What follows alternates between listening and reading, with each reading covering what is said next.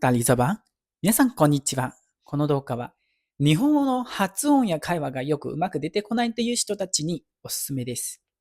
そういう人たちは、この動画を最後まで見てください。私は N2 を合格したなのに、なんで日本語の会話や発音がよくうまく出てこないなって思っている人、その人たちは、なんでだろう。一つ目、言葉や文法を覚えなければなりません。二つ目、覚えた文法や言葉を返す練習しなければなりません。三つ目、練習したものを実際に使わなければなりません。四つ目、自分が心配感を持たないようにすること。五つ目、自分が話した会話の発音の流れ、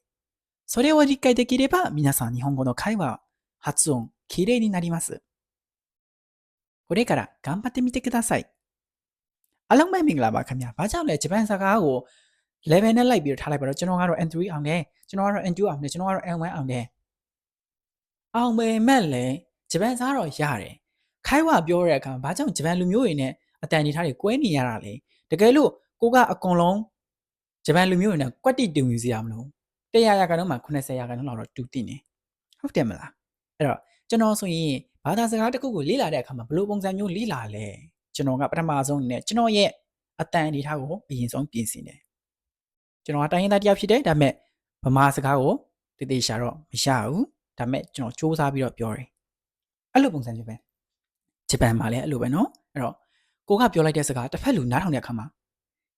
ညီနဲ့ဆိုတော့အလုပ်ထဲမှာတွေ့မှာပါဂျပန်တွေကိုပြောလိုက်တယ်ထားလိုက်ပါတော့တစ်ခုပြောလိုက်တယ်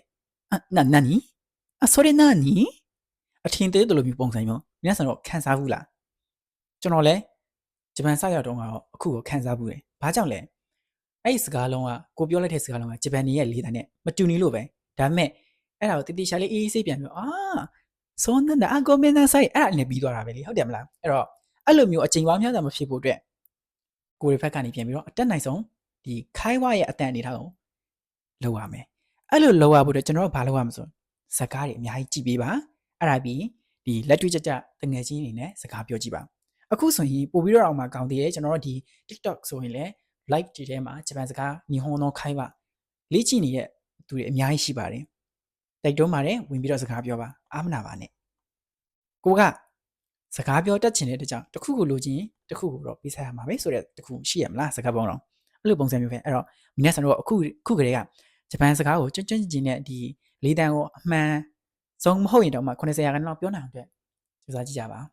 အကောင်လုံးကိုကျေးဇူးတင်ပါတယ်ခင်ဗျတက်တာရှိုင်းဖြစ်ပါတယ်